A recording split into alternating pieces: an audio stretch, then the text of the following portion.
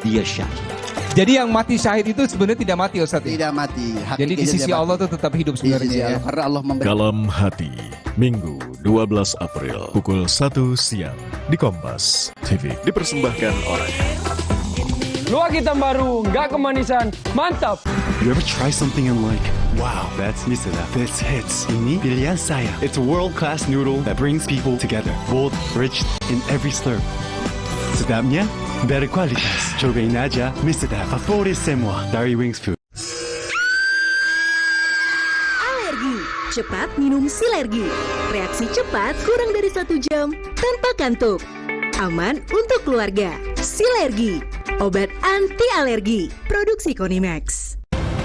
ingin memiliki bisnis mobil yang menguntungkan tapi tidak mau ribet dengan operasional sehari-hari, sementara Anda tetap bisa fokus bekerja, berkeluarga, dan menikmati hidup?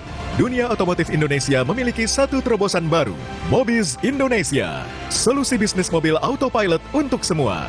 Dalam Bincang Kita, terobosan bisnis mobil autopilot, Minggu 12 April, pukul 8:30 pagi, di Kompas TV, dipersembahkan oleh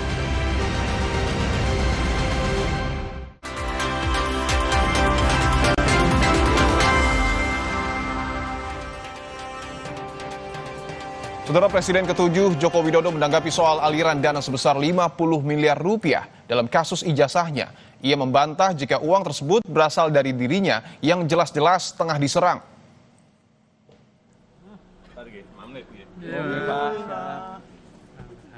Menurut Jokowi tidak logis jika tuduhan pemberi uang ditujukan kepada dirinya yang jelas-jelas menjadi sasaran di kasus ijazah.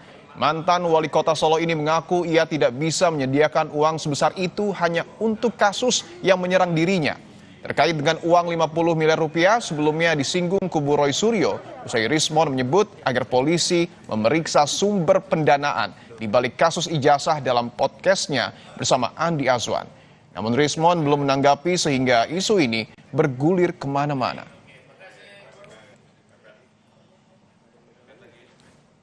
Logikanya beliau ini tersangka, ya kan? Kemudian minta RJ ke Polda Metro Jaya, ke penyidik, karena kewenangan ada di sana. Tetapi harus mohon maaf kepada yang dituduh, kepada saya. Saya maafkan. Masa yang yang dituduh malah memberi duit, logikanya gimana sih? Oh, yang tersangka beliau-beliau ke sini, kita maafkan, kok saya masih memberi duit, itu gimana logikanya? Harusnya beliau-beliau yang tersangka itu memberi duit ke saya supaya dimaafkan. Apalagi duit segede itu. Berarti membantah adanya uang 50M yang mengalir ke Rismon itu ya? Lah logikanya kan seperti itu. Gimana duit, apalagi duit segede itu dari mana?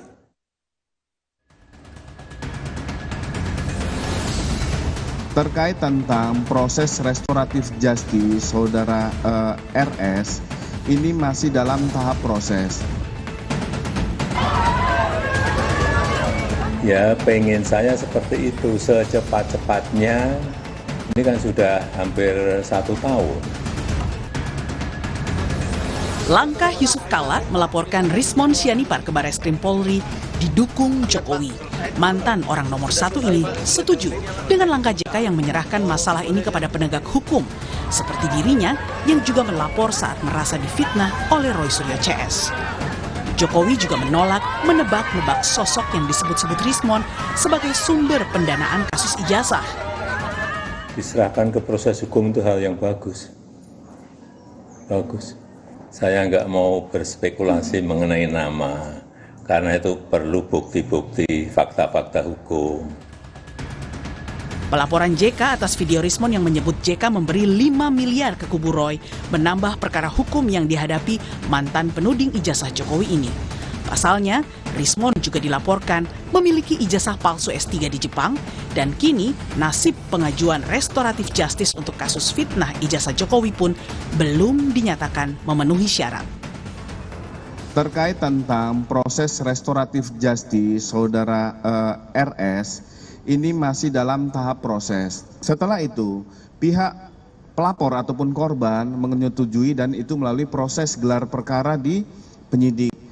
melalui gelar perkara internal dan eksternal dihadirkan apabila sudah disetujui dan memenuhi dalam persyaratan restoratif justice maka akan dilakukan restoratif justice. Kasus fitnah ijazah Jokowi akan genap 1 tahun bergulir pada 30 April nanti. Karenanya sebagai pihak yang kini ikut terseret di pusaran isu ijazah, JK meminta agar Jokowi sudahi perkara ini dengan menunjukkan ijazahnya ke publik, sekaligus meredakan keributan antar kubu. Saya yakin dan pasti Pak Jokowi tidak menginginkan sebagai mantan presiden dan tidak menginginkan masyarakat ini pecah belah karena soal kecil ini. Merespons JK, Jokowi mengaku dirinya juga ingin perkaranya segera naik ke pengadilan. Ia pun menyanggah jika kasus ijazah bikin perpecahan. Ya, pengen saya seperti itu secepat-cepatnya. Ini kan sudah hampir 1 tahun. Segera P21 dan diserahkan kepada pengadilan untuk nanti kita bisa menunjukkan mana yang benar, mana yang enggak benar. Kalau diminta hakim untuk menunjukkan ijazah asli, ya akan saya tunjukkan. Enggak, ini kan hanya sebetulnya urusan pribadi saya karena saya merasa difitnah dan dicemarkan nama saya, itu aja. Hingga kini kasus ijazah yang menyeret Roy Suryo CS belum juga lengkap atau P21. Terakhir, Kejaksaan Tinggi DKI mengembalikan berkas perkara Roy CS ke penyidik Polda Metro Jaya pada awal Februari lalu. Tim Liputan, Kompas TV. Dengan dilaporkannya Rismon oleh JK ke Bareskrim Polri, maka Rismon kini menghadapi 3 perkara hukum di kepolisian. Lalu akankah status Rismon ini akan menggagalkan rencana kubu Jokowi menjadikan Rismon sebagai saksi mahkota di persidangan kelak? Kita bahas bersama kuasa hukum Roy Suryo CS, Ahmad Kozinudin, dan juga ada Ketua Umum Jokowi Mania Nusantara Bersatu, Bung Andi Azwan. Bung Andi, Bung Kozin, selamat petang semua. Selamat petang, Dipo. Selamat petang, Dipo. Siap, saya ingin ke Bung Andi terlebih dahulu bahwa kubu Anda sempat menyinggung Rismon Sianipar akan menjadi saksi mahkota dalam kasus ijazah. Di tengah pelaporan yang kemudian begitu banyak dilayangkan kepada Rismon, Anda masih meyakini, Bung Andi, bahwa Rismon dapat menunaikan tugas ini? Ya, Dipo. Saya mendapat informasi dari Bang Jamada Girtang dan Rismon sendiri. Saudara Rismon sudah menandatangani BAP sebagai saksi mahkota dalam persidangan nanti di pengadilan untuk ijazah asli Pak Jokowi yang dituduh palsu itu. Begitu, Dipo. Oke, tapi ketika kita berbicara soal begitu banyak pelaporan yang kemudian dilayangkan kepada Rismon, kita sebut saja misalnya Pak JK yang kemudian melaporkan Rismon ke Bareskrim Mabes Polri, apakah meskipun sudah ditandatangani Anda masih meyakini bahwa nanti di persidangan Rismon tetap akan melanggeng dengan tegas sebagai saksi mahkota atau justru ada ganjalan lain mungkin? Kita tetap akan berlangsung seperti itu. Kalau kita lihat saksi pelaporan LP terhadap Rismon itu kan belum semua final, ya kan, itu kan pasti ada dan sebagainya. Dan itu juga masih dalam taraf belum masuk ke penyelidikan. Ya, dan itu akan terus berlangsung, ya, berlanjut dan berproses. Dan saya keyakinan penuh saya tetap dalam sidang nanti ijazah asli Pak Jokowi yang dituduh palsu itu Rismon tetap akan menjadi saksi mahkota. Oke, saya ingin ke Bung Kozin bahwa tadi ditegaskan oleh Bung Andi, Rismon telah menandatangani untuk kemudian menjadi saksi mahkota di persidangan. Apakah ini tidak akan mengancam kubu Anda ketika Rismon mampu saja membongkar dapur penelitian dari kubu Roy Suryo CS? Ya, Bismillahirrahmanirrahim. Saya pikir tidak sama sekali karena Rismon itu statusnya adalah saksi yang tercela, bukan saksi mahkota.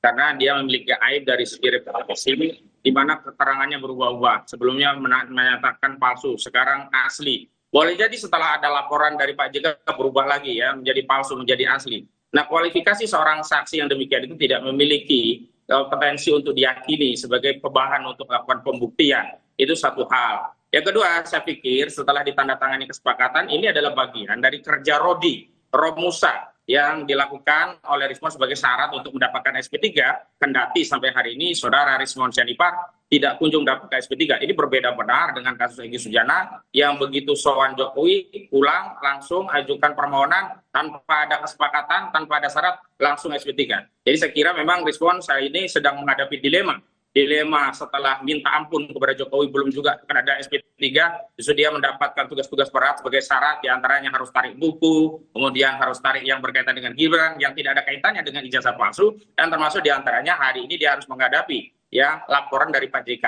Tetapi saya yang menarik adalah hari ini kita bisa tahu bahwa saudara Jokowi sedang melakukan apa yang disebut strategi ekstensifikasi kasus dengan playing victim, yang menyatakan dirinya bukan pihak ya yang mengaku diberikan uang. Karena persoalannya yang dituduh didana itu kan kami, bukan dari Joko Widodo, tapi tiba-tiba dia mengklarifikasi dia tidak mungkin mendanai. Memang bukan dia dalam konteks ini, tetapi dalam konteks yang lain, tentu banyaknya buzzer-buzzer yang tidak ada kaitannya dengan persoalan tiba-tiba ikut bersuara, mungkin itu ya yang penting untuk ditelusuri lebih lanjut. Dan terkait Rasulullah yang menyatakan harus diusut tuntas, ini berkaitan dengan tuduhan pada kami nyatakan tidak benar, dan belum lama ini kami memberikan respon yang sangat tegas mendukung Pak JK dalam laporannya, sekaligus menegaskan kami siap untuk menjadi saksi untuk menegaskan bahwa kami tidak pernah menerima uang sepeser pun baik dari Pak JK ataupun dari pihak-pihak lainnya, dan perjuangan untuk membongkar kasus ijazah palsu murni karena panggilan hati, begitu.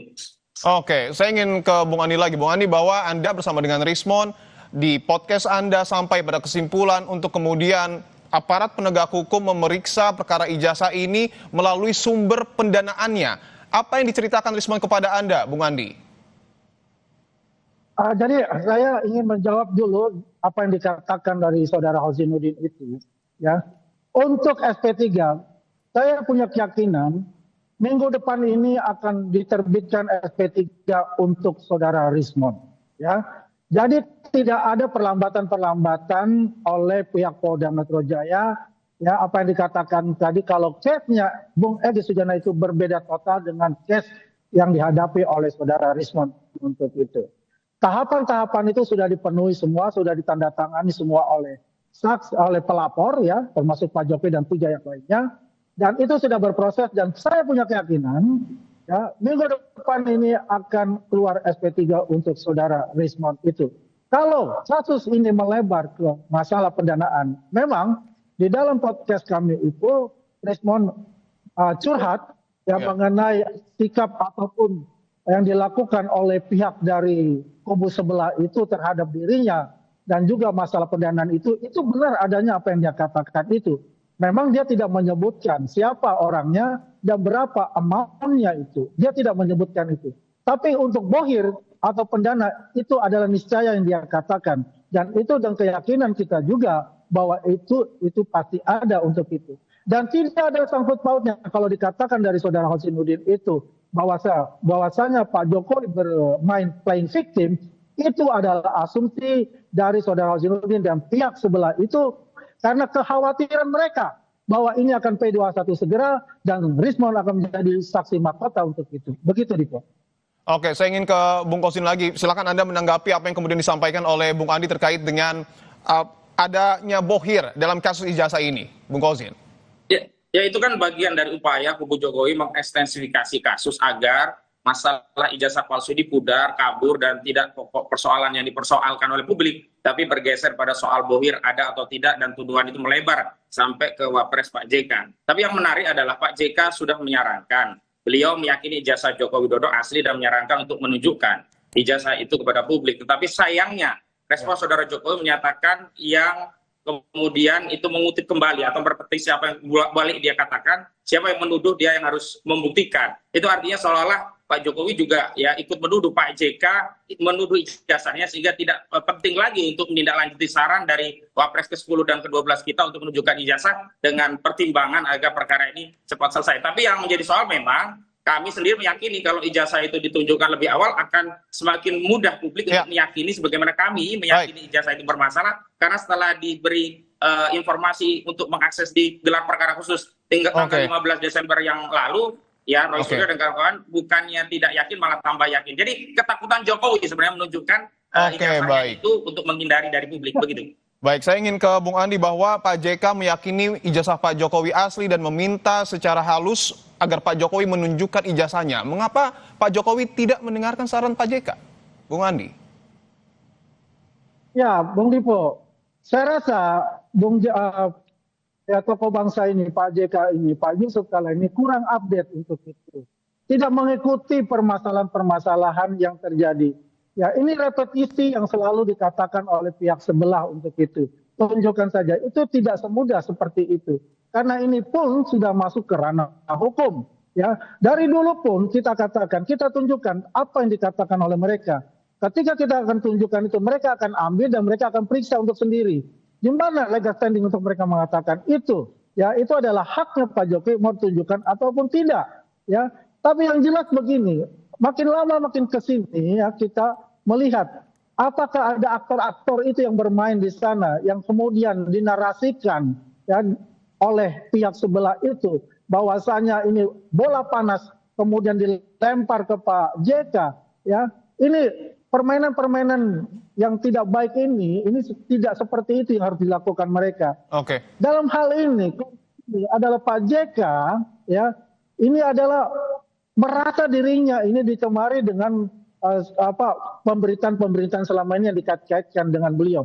Tidak ada hubungannya dengan yang berperkara ini dengan Pak Jokowi ya. Dan saya rasa Pak Yusuf Kalla tidak mendapatkan informasi yang utuh bahwasanya ini sudah masuk karena pengadilan. Begitu. Oke, saya ingin masih ke Bung Andi bahwa tadi Anda meyakini SP3 akan keluar minggu depan untuk Rismond Sianipar. Tapi kalau kita ingat ada dua pihak sebelumnya, Damai Harilubis kemudian juga ada Egy Sujana yang diberikan lebih cepat. Sementara Rismond ini sudah mungkin dapat dikatakan sebulan. Apa yang menghambat Pak Jokowi untuk memberikan restoratif justice ini kepada Rismond Sianipar? Ya, kalau kita lihat, makanya saya bilang case ini agak berbeda. Kalau kita bicara dengan Bung Egy Sujana, itu adalah alasan kemanusiaan dan ingin beliau ini berobat ya dengan penyakitnya yang dibilang kanker stadium 4 itu ke Rumah Sakit Penang di Malaysia. Dan dia membutuhkan pencekalannya ini ya dibuka sehingga dia bisa segera untuk berobat. Makanya case-nya berbeda. Ya, ini adalah case kemanusiaan yang didahulukan, dikedepankan. Tapi kalau case-nya Rismond ini ada perlu juga kalau kita katakan kita belajar dari case yang pertama. Perlu kehati-hatian, perlu komitmen.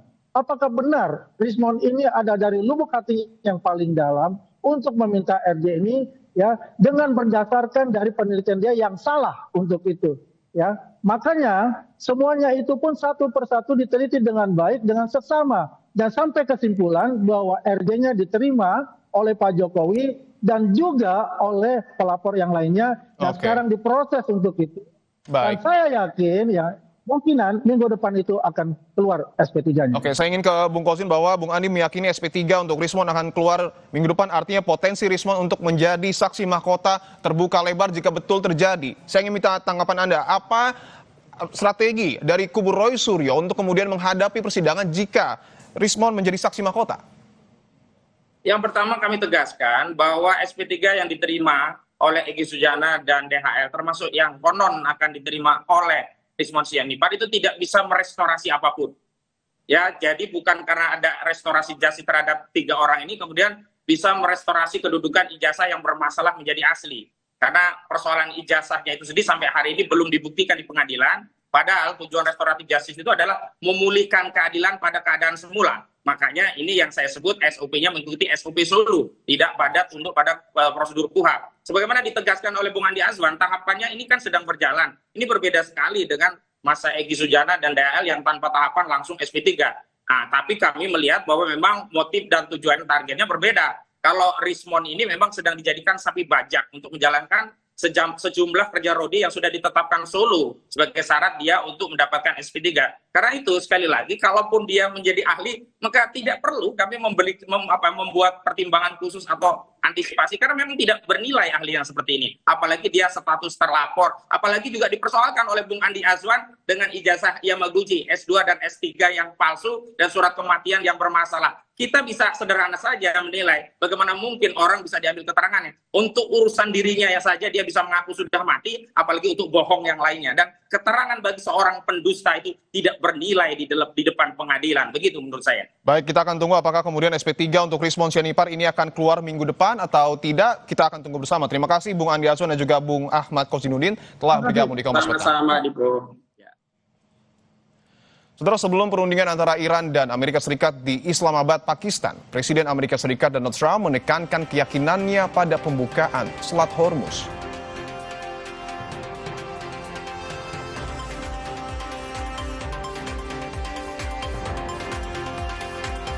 Ketegangan mewarnai perundingan damai antara Amerika Serikat dengan Iran. Delegasi Iran meminta kompensasi terhadap korban tewas akibat serangan Amerika Serikat dan Israel.